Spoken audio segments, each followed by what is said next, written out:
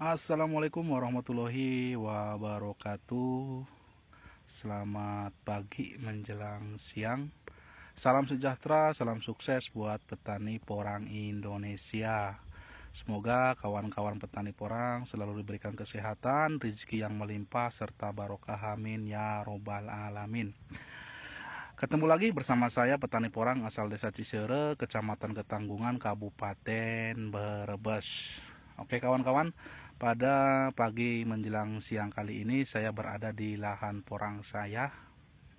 Setelah lama saya tidak ke sini, sekitar hampir 2 bulan.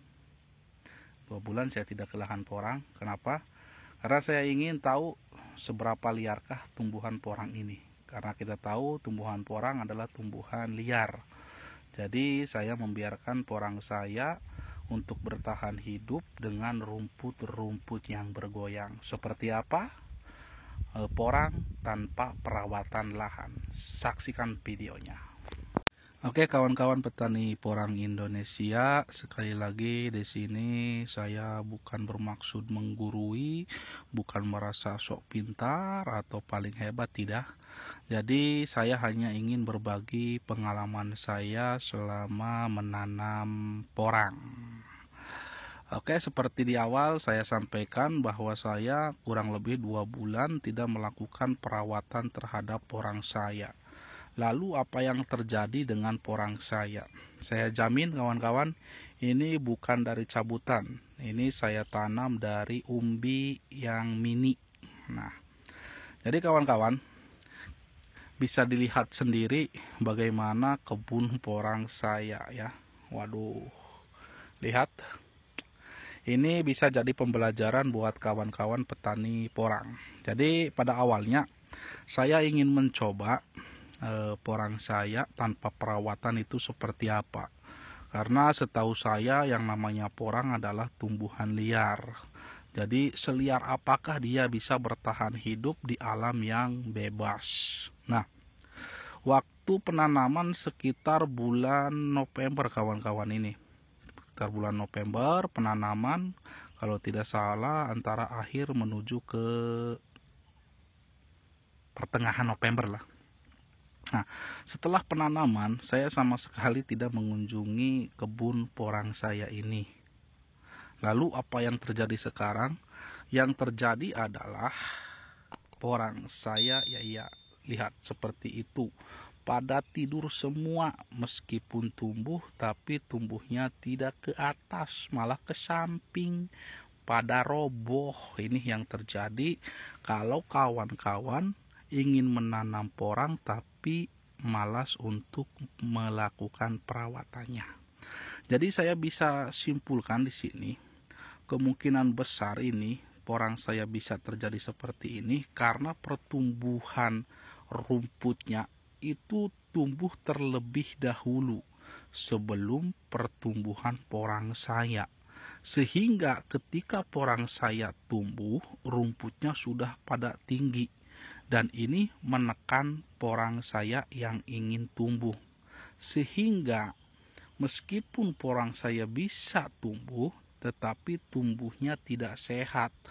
Kenapa? Karena kemungkinan besar porang saya ini tertekan oleh rumput-rumput yang sudah tinggi.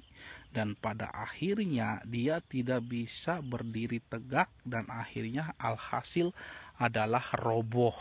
Nah, jenis rumput yang ada di sini yang saya lihat setelah melakukan penyiangan. Nah, rumput-rumput yang sangat berbahaya sekali terhadap pertumbuhan porang saya. Yang pertama, kalau di sini bahasa orang sini disebutnya dengan gamet. Gamet itu kalau bahasa Indonesianya putri malu besar. Jadi putri malu besar, bukan putri malu tapi putri malu yang besar. Yang ketika disentuh daunnya tidak langsung merespon untuk menutup. Kalau putri malu kan biasanya kalau kita sentuh aja daunnya langsung responnya cepat menutup. Tapi ini tidak. Di sini disebutnya dengan gamet ya kawan-kawan. Kalau bahasa Jawa mungkin disebut dengan rumput baret ya, rumput baret itu. Nah, jadi rumput ini pertumbuhannya sangat cepat. Selain itu dia memiliki duri-duri sehingga ketika porang saya ingin tumbuh, dia tertekan oleh rumput gamet itu atau rumput baret itu. Selain itu, dia juga melukai batang porang saya akibat duri-durinya. Ya kawan-kawan, akibat duri-durinya sehingga porang saya ada yang terluka atau tergores. Nah, ini seperti ini kawan-kawan pertumbuhan porang saya, bukannya berdiri tegak malah pada tidur. Nah, ini kita lihat, ini goresan-goresan yang terjadi akibat tadi duri yang ada pada rumput gamet atau baret ya, sehingga mengakibatkan pertumbuhan porang saya tidak begitu maksimal kawan-kawan. Selain itu, di sini juga ada rumput yang melilit tumbuhan porang saya, sehingga ketika dia atau porang saya mau tumbuh, karena sudah terlilit oleh rumput itu, akhirnya dia tidak bisa maksimal pertumbuhannya. Yang terjadi pertumbuhannya bukannya tegak ke atas, malah tiduran. Ini akibat juga rumput yang melilit. Jadi di lahan saya ini banyak rumput-rumput yang jenisnya itu melilit kawan. Selain yang melilit, tadi juga ada rumput gamet. Nah, ini sangat berbahaya untuk pertumbuhan porang kita. Jadi saya sarankan kepada para petani porang, khususnya para pemula, ketika ingin bertanam porang, selain pengolahan lahan dan pemupukan, tidak kalah pentingnya adalah perawatan. Ya, perawatan itu juga penting. Meskipun di sini saya tanpa perawatan selama 2 bulan porang saya bisa tumbuh, tetapi tumbuhnya kurang maksimal atau kurang enak dipandang kawan-kawan. Tetapi saya berharap nanti di tunas yang kedua saya bisa memperbaiki porang saya, karena ini saya lihat baru tunas yang pertama. Semoga nanti di tunas kedua bisa lebih baik daripada tunas yang pertama itu kawan-kawan. Jadi dalam bertani porang ataupun bertani yang lain, memang perawatan juga sangat penting. Supaya apa? Supaya hasil yang kita inginkan bisa tercapai. Itu lihat kawan, pada roboh semua. Bukan karena angin, karena saya tahu sendiri ini akibat rumput yang sudah tinggi sehingga menekan pertumbuhan porangnya. Oke kawan, seperti itu dulu dari saya. Semoga dari pengalaman saya ini bisa buat pembelajaran kawan-kawan bahwa yang namanya bertani, selain pemupukan, pengolahan lahan, perawatan juga sangat penting.